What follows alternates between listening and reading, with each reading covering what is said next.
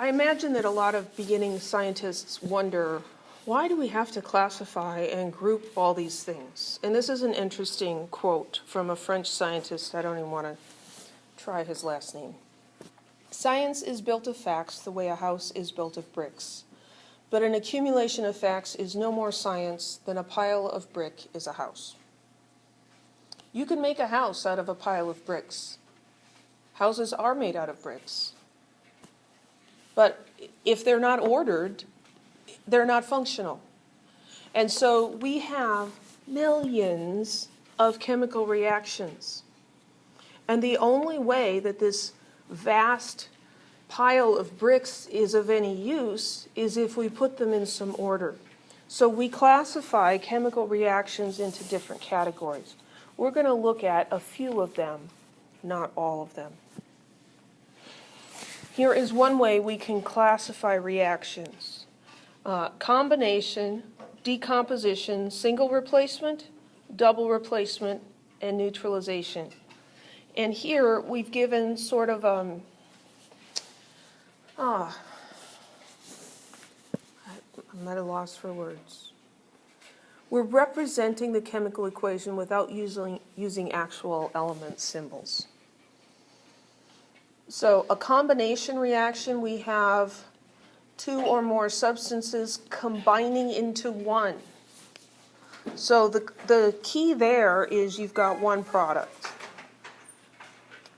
You're going to need to know how to identify a chemical equation. So I'll give you a chemical equation and ask you which one of the 5 types is it. Well, if you've got one product, it's a combination. Decomposition is the opposite. You've got one reactant and it breaks apart. What does that triangle mean? Heat. A lot of times this involves heat. You take something and you heat it up and it comes apart. So the key there is one reactant. A single replacement, here you have an element and a compound. And at the end you have a compound and an element, but they've been rearranged. So this is a party in chemistry land. So A went to the party by himself, and B took a date. Her name is Z. And they went to the party. In the course of the party, they mixed and mingled. And A and Z found out that they had an awful lot in common, and so they went home together, and B had to go home by himself. A single replacement. One person got replaced. B got replaced, right? The double replacement is a similar situation in chemistry land, but now you have 2 couples going to the party. A went with X and B went with Z. And throughout the course of the evening, I'm not sure exactly what happened there, but A decided that he likes Z better, and so they left together. And B and X decided that they liked each other better than the people they came with, and they left together. 2 people have been displaced. A double replacement or double displacement reaction.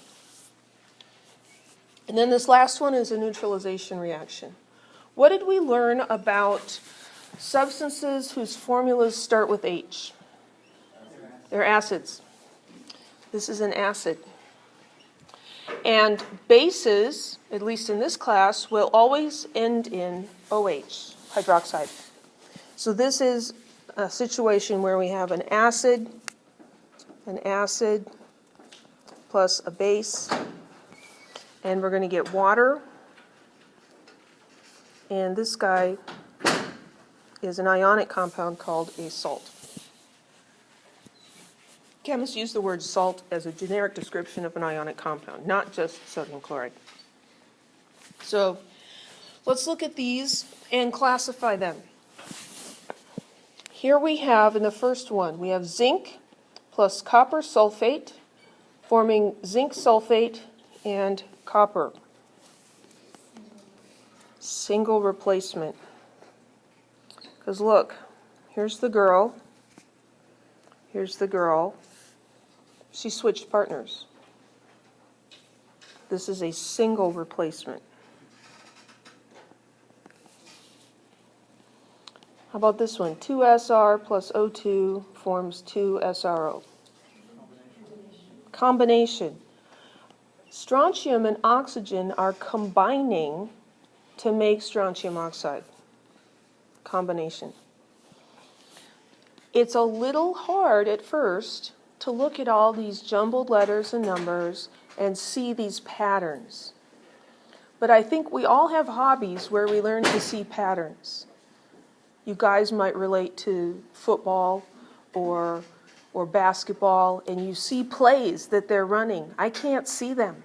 I can watch my kid, but I don't see that they're doing a particular play. Not that women can't see plays too, but most of us don't care that much. But we see patterns in other things. I like to knit.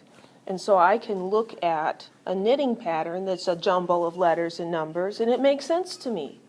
And why did I learn that? Because I was interested in it. The problem with chemical reactions is that most people aren't that interested, right? So you have to drum up some interest. Don't tell yourself you can't do it, because you absolutely can. Okay, I'm sorry. How about this next one? CdHCO32 forming CdCO3 plus H2O plus CO2. Okay, I got two answers. Neutralization and decomposition. We see water here, right? We think, oh, neutralization reaction. But how many reactants are there? One. In a neutralization, you have to have an acid and a base. So this is a decomposition. How about this one? This one's a neutralization. Here we've got one that's starting with H, that's acetic acid. And here we have sodium hydroxide, that's a base. And we're getting an ionic compound plus water.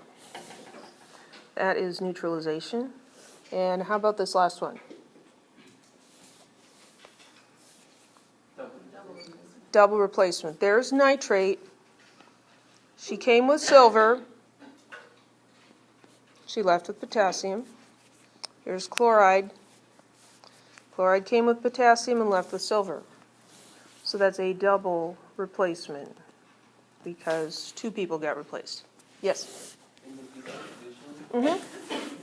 Okay, so let's say that there were an acid and a base, and then you formed a solid gas.